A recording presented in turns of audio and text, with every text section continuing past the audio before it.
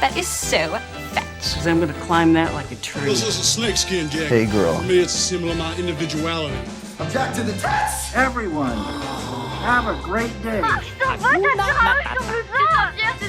C'est de toute beauté. Salut tout le monde et bienvenue dans ce nouveau petit épisode d'Anaïs se fait des films, un podcast dans lequel tous les week-ends je vous fais une petite recommandation sur une de mes obsessions culturelles du moment. Cette semaine, mon crush, c'est la chanteuse française Yoa. Une chanteuse jeune, engagée et, je dois dire, très impressionnante. Le premier morceau que j'ai entendu d'elle, c'était il y a quelques années déjà, c'était Chanson triste, et je dois dire que ça a été le coup de cœur immédiat. Depuis, j'ai un petit peu plus découvert son univers et je suis vraiment très fan.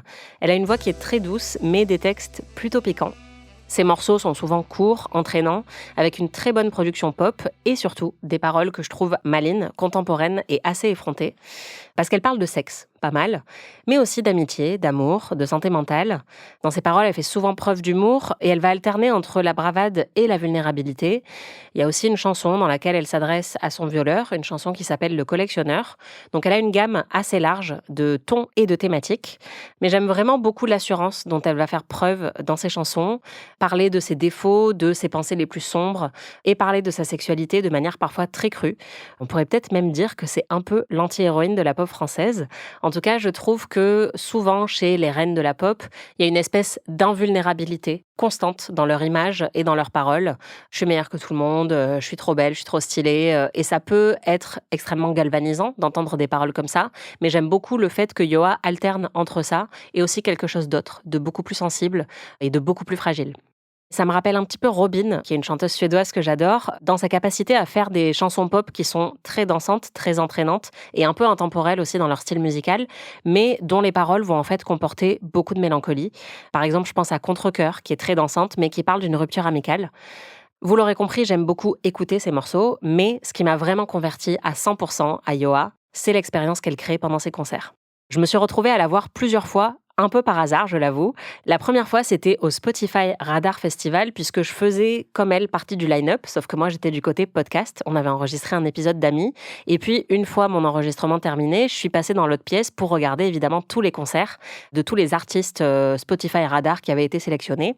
Parmi eux, il y avait Yoa, et comme je connaissais déjà Chanson triste, j'étais très curieuse de voir ce que ça allait donner sur scène, et j'ai été vraiment impressionnée par son charisme, et surtout par sa capacité à mobiliser toute une salle avec un public qui ne la connaissait pas forcément, puisque c'était une jeune artiste et que les gens étaient venus pour le festival global. Et puis je l'ai revue très récemment, en décembre dernier, au Festival des Arcs. Pareil, un contexte assez particulier puisqu'on est dans un festival de cinéma, donc avec un public qui potentiellement la connaît, mais potentiellement n'est pas du tout venu pour elle. Et encore une fois, elle a fait preuve d'énormément de présence et j'ai été hyper galvanisée et j'étais vraiment à fond. Ce que j'aime beaucoup, c'est qu'elle a un vrai sens de la mise en scène dans ses lives. Il y a une vraie scénographie qui est très travaillée, même avec pas grand-chose en fait. Et puis ça bouge pas mal, c'est des lives très dansants alors que c'était pas forcément ce que j'avais imaginé au départ en l'écoutant. Elle fait aussi partie des artistes qui échangent pas mal avec leur public en live. Elle parle beaucoup et personnellement, j'adore ça.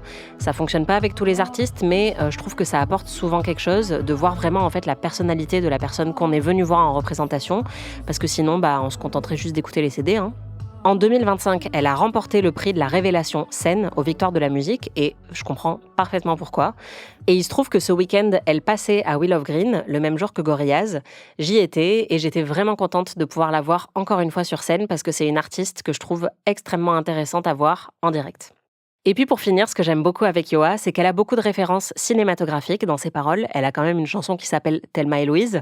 Il y en a une autre, Chanson triste, dans laquelle elle a une réplique qui dit « J'emmerde les films de Bertrand Blier », ce qui a recueilli un certain succès pendant son live au Festival des Arcs. Elle a aussi une chanson dans laquelle elle parle beaucoup des frissons de l'angoisse et personnellement, je choisis d'y voir une référence au magnifique Giallo de Dario Argento.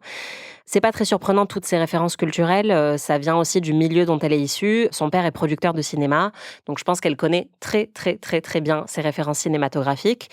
Donc je pense que vous aurez compris que c'est une artiste très Anaïs se fait des films compatibles. D'ailleurs, Yoa, si tu nous écoutes et que tu veux venir parler de cinéma avec nous en studio, c'est quand tu veux. Elle a aussi un album qui sort la semaine prochaine et je suis assez impatiente de le découvrir. J'imagine qu'il sera accompagné d'une tournée. Donc, si vous ne l'avez pas encore découverte sur scène, ça vous fait une occasion. C'était mon crush de la semaine. On se retrouve dans quelques jours pour un épisode traditionnel de Anaïs se fait des films. Salut!